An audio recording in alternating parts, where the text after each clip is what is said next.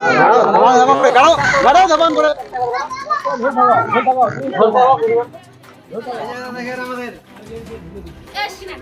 রাস্তার কি অবস্থা, রাস্তার মধ্যে আমাদেরকে ধান লাগাইতে হচ্ছে, মানুষ হাঁটবে কি করে?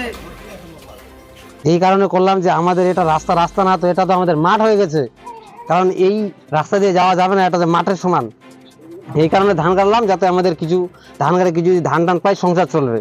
তাহলে ভবিষ্যৎকালে যদি আমরা ওই ধান দিয়ে যে রাস্তাটা গোপন করতে পারি, ঠিক করতে পারি, এটার কারণেই আমরা বিশেষ করে ধান লাগাই দিলাম। আপনারা কাউকে বলেননি? পঞ্চায়েত প্রধান থেকে পঞ্চায়েতকে বলা হয়েছে, প্রধানকে বলা হয়েছে, সবাইকে বলা হয়েছে, আসছে, দেখে গেছে, ভিডিও করে গেছে, বলছে রাস্তা হবে, আজকে বলছে কালকে হবে, কালকে পরশু হবে, এরকম দেখতে দেখতে আমাদের গত 10 বছর চলে গেল, আর কত বছর দেখবো বলো? আপনারা কি চান? আমরা চাই এটাই যে আমাদের রাস্তাটা হয়ে যাক, এটাই আমরা চাই। কারণ আমাদের রাস্তার মধ্যে বয়স্ক লোক আছে, বৃদ্ধ লোক আছে, ছোট বাচ্চা আছে, তারপরে ডেলিভারি রুগী টুগী আছে, হাটে যায়, কোলে করে নিয়ে আসতে হচ্ছে, সমস্যা হচ্ছে, প্রচুর সমস্যা। এইভাবে কি রাস্তায় যাওয়া যায়? রাস্তা দেখো, রাস্তায় কাদা, ধানের চারা লাগাতে বাধ্য হলাম। পরবর্তীতে কি নেবেন? রাস্তা যদি না করে কি পদক্ষেপ নেবেন আপনারা? এরপরে যদি না হয়, এরপরে না হলে আমাদের এর থেকে বড় পদক্ষেপ করার উদ্যোগ হয়েছি। আমরা এটাই চাই যে পদক্ষেপ করার কোনো উপায়, যদি আমাদের রাস্তা হয়ে যায় তাহলে আমাদের কোনো কিছু দরকার নেই, আমাদের বাস এটাই। দিদি, আপনার নাম? আমার নাম ফারহানা নাসরিন। কি সমস্যা আপনাদের?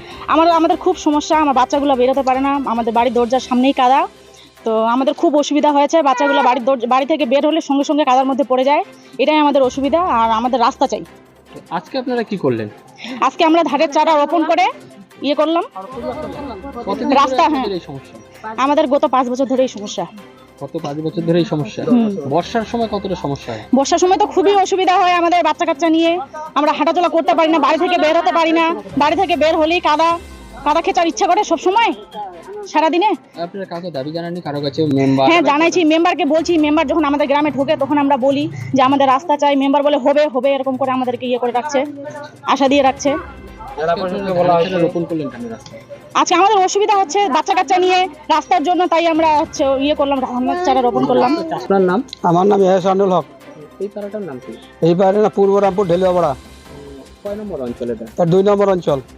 দেখা গেল আপনারা রাস্তার মধ্যে ধানের চারা রোপণ করছেন, কেন করছি? এই কারণে রাস্তা আমাদের দীর্ঘদিন ধরে রাস্তা এখানে হচ্ছে না, তারপরে বাড়ি থেকে বাচ্চাগুলা বার হতে পারে না, বার হলেই জলের মধ্যে পড়ে যায়, বাচ্চাগুলোকে বাড়িতে বেঁধে রাখতে হয়, প্রচণ্ড অসুবিধা আমাদের।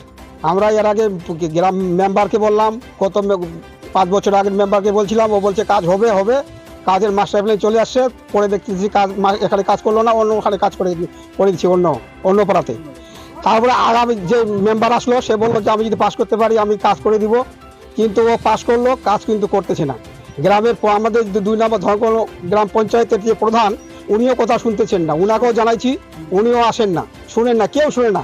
এরপরে আমরা রামদেব সাহানিয়াকে জানাইছি, জেলা পরিষদের মেম্বার, ওনাকে ছবি করে পাঠাইছি। বর্ষার সময়, বর্ষাকালে, আষাঢ় শ্রাবণ মাসে প্রচণ্ড অসুবিধা বার করছি, ও বলছে হবে হবে, কিন্তু হচ্ছে না। তারপরে একদিন আবার আমরা চলে গেলাম মেম্বারের কাছে, তুমি 10-12 বাড়ি রাবি সেখানে দাও, আমরা একটু হাঁটাচলা করতে পারি, বাচ্চাগুলো যেন বাড়ি থেকে বাইরে হতে পারে, কিন্তু সেই কথাটাও শুনতেছে না। রুগীকে যদি আমরা এখান থেকে বাড়ি থেকে নিয়ে যাই, তো কলায় করে নিয়ে যেতে হবে, না ঘাড়ে করে নিয়ে যেতে হবে, ওকে পায়ে হেঁটে যেতে হবে না। গতকালকে যে একটা ঘটনা ঘটলো, এখানে একজন কৃষক ও সারের বস্তা নিয়ে আসছিল আমাদের মেন রাস্তা থেকে, বাড়িতে ঢোকার সময় পা পিছলে গিয়ে ওর পা ভেঙে গেছে। এইভাবে দুর্ঘটনা একটা ঘটতে আছে। আমরা সাইকেলই তো দূরে কথা, পায়ে হেঁটেও এই রাস্তাতে উঠতে পারছি না। কতজন পরিবার রয়েছে এখানে? এখানে মোটামুটি পরিবার 100 জনের উপরে হবে, পরিবার মোটামুটি 60 থেকে 70 বাড়ি হবে। হ্যাঁ, লোক সংখ্যা তো 1-150 হবেই বেশি।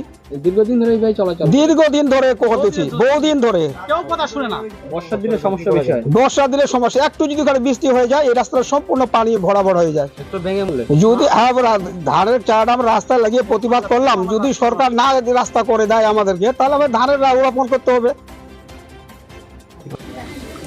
আমাদের রাস্তা কি বেরানো যায়? এইভাবে করে দেখো, তাহলে আমরা সামনে আমাদের কাজ শুনতেছে না, প্রধান কাজ শুনতেছে না, কেউ শুনতেছে না। রংপুর গ্রাম পঞ্চায়েত 2 নম্বর গ্রাম পঞ্চায়েত পূর্ব রামপুর ঢোলাপাড়া